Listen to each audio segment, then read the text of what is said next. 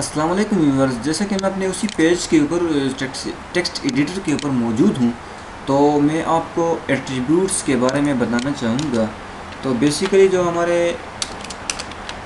Attributes होते हैं वो बेसिकली हमारे पास एक ऐसी प्रॉपर्टीज़ होती है जो आप ये टैग के अंदर डिफ़ाइन करते हैं कि मेरा जो ये टैग है, ठीक है, इसकी जो विड्थ है, हाइट है, इसकी जो कलर है, इसके अंदर जो इसका बैकग्राउंड है वो क्या चीज़ है, ठीक है।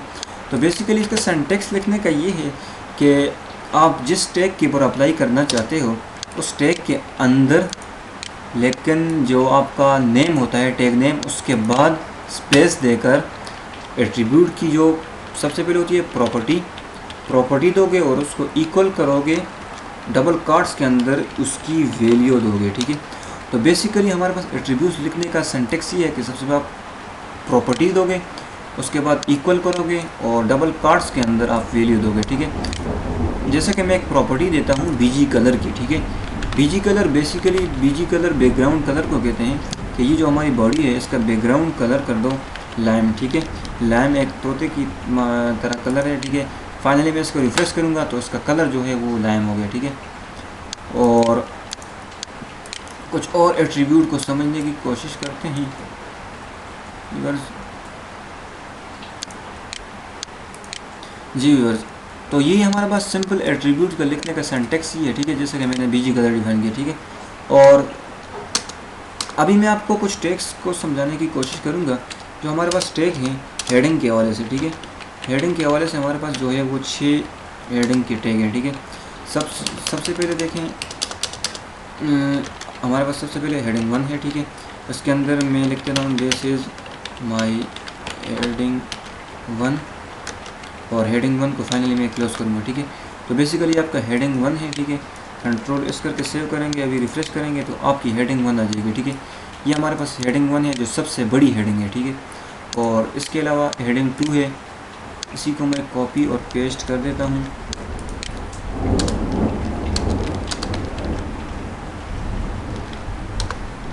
चार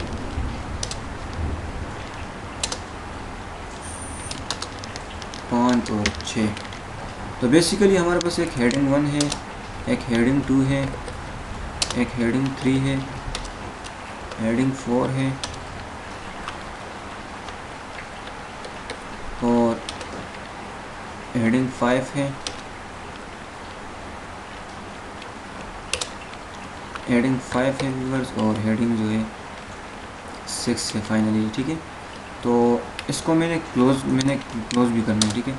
यहाँ पे 2 लिख देता हूँ, यहाँ पे 3 और यहाँ पे 4, यहाँ पे 5 और यहाँ पे 6।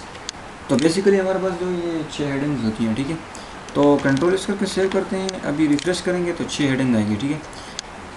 आप बड़ी हेडिंग देना चाहते हो H1 की फॉर्म में दो, H2 की फॉर्म में दो, H3 की फॉर्म में दो, ठीक है। लेकिन जो है वो H7 की हेडिंग मौजूद ही नहीं। जैसे कि मैं यहाँ पे लिख देता हूँ व्यूअर्स H7, तो ये हेडिंग है ही नहीं। देखा, जो हमारे पास बेसिकली हमारे पास 6 हेडिंग्स हैं, ठीक है। हमारे पास बेसिकली 6 हेडिंग है, देखे इन 6 हेडिंग्स का कलर आपको दिख रहा है, ठीक है, ब्लू है। अभी मैं 7 लिखूँगा तो ये कलर नहीं देगा, डिस्प्ले नहीं करेगा, ठीक है। तो बेसिकली हेडिंग 1 जो है, ब्राउज़र जो है वो इस चीज़ को जो आपने दी है हेडिंग 1 के तौर पर, ठीक है। ब्राउज़र ये जो आपका HTML है, ये कोडिंग है, ये H1 जो का जो टैग है, ये आपके ब्राउज़र से कहता है कि भाई ये जो दिस इज़ माई हेडिंग 1 है, ठीक है, इसको डिस्प्ले कर दो in the form of heading 1 और इसको डिस्प्ले कर दो in the form of heading 2। Control इस करके सेव किया, रिफ्रेश किया तो वही है, ठीक है। तो ये हमारे पास हेडिंग के लिहाज से, ठीक है। तो इसके अलावा कुछ और टैग्स को डिस्कस करने की कोशिश करते हैं व्यूअर्स। तो इसके अलावा सबसे पहले मैं हेडिंग देता हूँ कि साइंस, ठीक है। कंट्रोल इस करके सेव करते हैं, अभी रिफ्रेश करते हैं तो सिर्फ साइंस आ गई व्यूअर्स। और मज़ीद एट्रीब्यूट्स इसके अंदर ही यूज़ करेंगे। सबसे पहले मैं प्रॉपर्टी देता हूँ अलाइन। अलाइन बेसिकली कहते हैं कि आप अपनी जो टेक्स्ट है, ये जो आपने ये दिया है साइंस, ठीक है, ये आप कहाँ रखना चाहते हैं। मैं कहता हूँ कि भाई इसको इसको सेंटर पे लाओ, कंट्रोल एस करके सेव करेंगे, अभी रिफ्रेश करेंगे तो ये आपका जो साइंस है ये सेंटर में आ जाएगा। देखें, इसको आप लेफ़्ट राइट कर सकते हैं, ठीक है। और इसके अलावा एक दूसरा टैग है व्यूअर्स, पैराग्राफ का, ठीक है। तो पैराग्राफ को मैंने ओपन किया और इसे मैंने क्लोज़ किया, ठीक है। और इसके अंदर मैं टेक्स्ट देता हूँ, ठीक है। ये पैराग्राफ टैग बेसिकली क्या होता है, ये या एक पैराग्राफ लिखने के लिए यूज़ होता है, ठीक है। तो मैं एक पैराग्राफ लिखता हूँ, जैसा कि मैं लिखता हूँ कि science means knowledge, we get this knowledge through observation and experiment।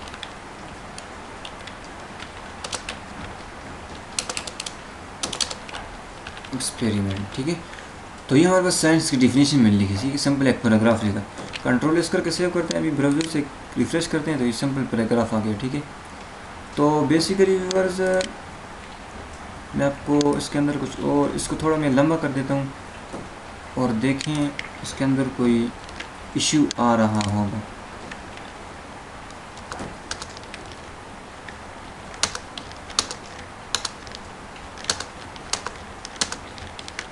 तो इसको मैंने लंबा किया, रिफ्रेश किया तो ये पैराग्राफ आ गया, ठीक है। थोड़ा सा और लंबा करने की कोशिश करते हैं इससे, लाइक मैं इसे यहाँ से कॉपी कर देता हूँ और यहाँ पे पेस्ट कर देता हूँ viewers, control S to save, now refresh it. तो देखें व्यूअर्स, आपको ये दिख रहा है, जब मैं इसे जूम करता हूँ देखें तो इसका नॉलेज जो है, ये जो टेक्स्ट है ये थोड़ा इधर से जो है इसने पैडिंग मार्जिन इसको दे दी, ये बिल्कुल फिट आ गया, ये इधर आ गया, ये इधर आ गया। तो इसको सेट करने के लिए जो है वो आप यूज़ करते हैं वही एट्रीब्यूट को ऐलान की जस्टिफाई करना होता है, ठीक है। तो मैं कहता हूँ कि जो आपका पैराग्राफ अलाइन कर दो, अलाइन क्या कर दो, वैल्यू मैंने कहा कि जस्टिफाई कर दो। जस्टिफाई का मतलब ये है कि ये जो टेक्स्ट है, जैसा कि ये दिख रहा है आपको साइंस वाला, ठीक है, इस तरफ से बिल्कुल जो है मार्जिन वो है ज़ीरो है, मतलब ये कि ज़ीरो तो नहीं है बल्कि कुछ सीक्वेंस के ऊपर नज़र आ रहे हैं, और इस तरफ से सीक्वेंस से नहीं नज़र आ रहा है, ठीक है। इसके लिए हम जो जस्टिफाई का यूज़ करते हैं, ठीक है। Control S to save, now refresh एड करेंगे तो यहाँ पे आप देखेंगे कि ये आपका जस्टिफाई हो जाएगा, ठीक है। तो ये हमारे पास जस्टिफाई हो गया व्यूअर्स, ठीक है। तो नेक्स्ट लेक्चर के अंदर मिलते हैं और कुछ मज़ीद टेक्स्ट को समझने की कोशिश करते हैं। तब तक के लिए इजाज़त दीजिए, अल्लाह हाफ़िज़।